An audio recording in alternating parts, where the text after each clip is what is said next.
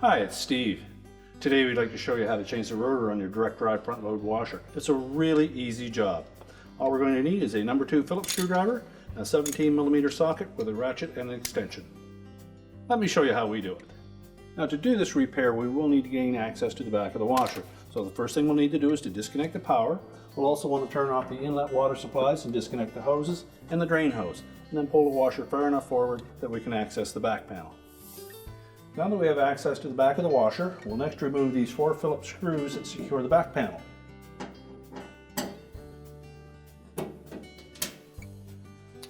Then we'll just flex that panel enough to release the tabs in either top or bottom.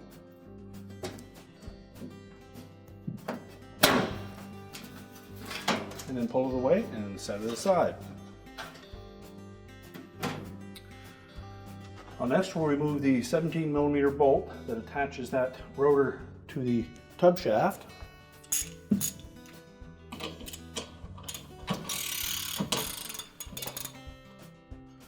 If you need to hold that rotor still while you torque that nut, just grasp it with one hand or have somebody open the door in the front and hold the tub from turning.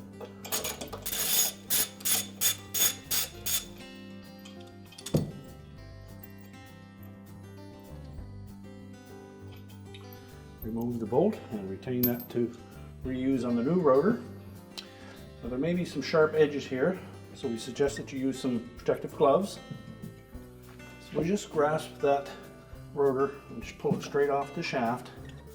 If it's on there very tight, you could put a little bit of penetrating fluid in there to help it along.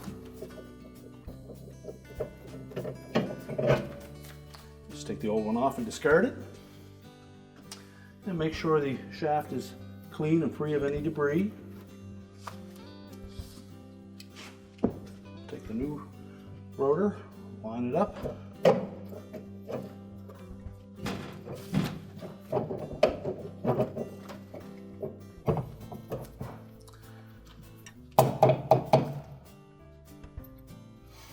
And fit that carefully over that shaft.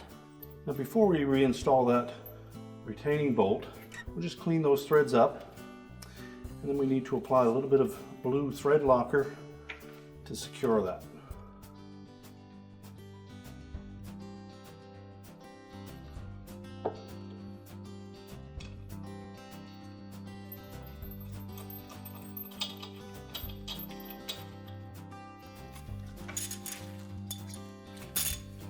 Then using our ratchet and socket, we'll tighten that nut.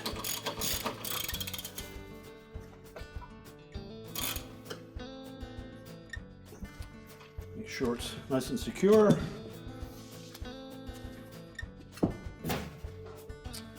We're ready to reinstall the back panel. So line up those tabs, slots on the back of the cabinet.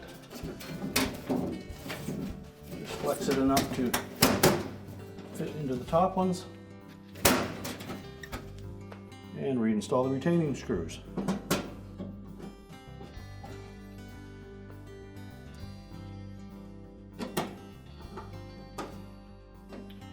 And now we can push the washer back into place.